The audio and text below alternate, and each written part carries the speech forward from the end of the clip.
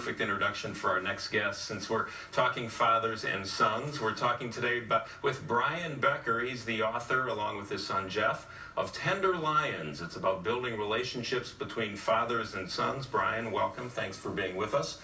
All right, well, we saw a little gibberish there. How do you avoid gibberish at an older age, when you've got a teenage son and you're trying to bond with them and you might have issues? What's the basic rule you like to follow? Yeah, I think it's really important for the dad to be willing to talk about things that make him uncomfortable, go to places where he can demonstrate for his son that it's okay not to be perfect. It's okay that you're going to be loved in this family, not because you get good grades or you're the captain of the team, but because you're my son and I'm going to care for you.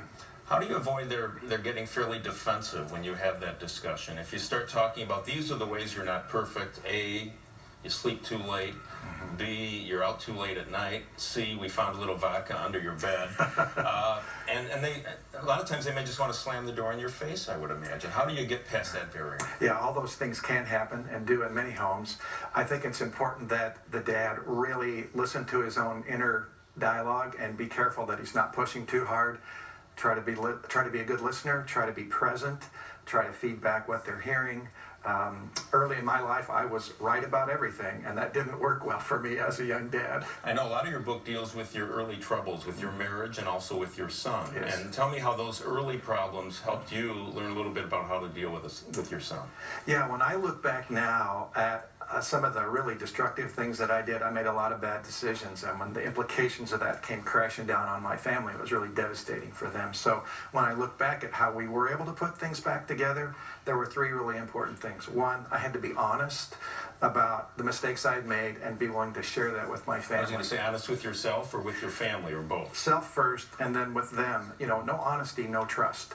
Secondly, I needed help. I needed to be willing to reach out for help. We got some good counseling. We had help from friends. And thirdly, and you had that for years. You were in recovery and yes, a long time, right? Yeah, that's really important. It's not something where you do for a month and say I'm fixed. No, it's a lifelong pursuit. And lastly, when things like that happen in a family, emotions run very high. So a spirit of humility is really important. So honesty, help, and humility, really essential. I know you had a chapter in your book, I think it's about your son Jeff. I forget what the name was, but he's a co-author also. Yes, he is. A lot of it's written by him. Yes. Tell me, and he is quite a success story. Tell me about the program he started out in Arizona.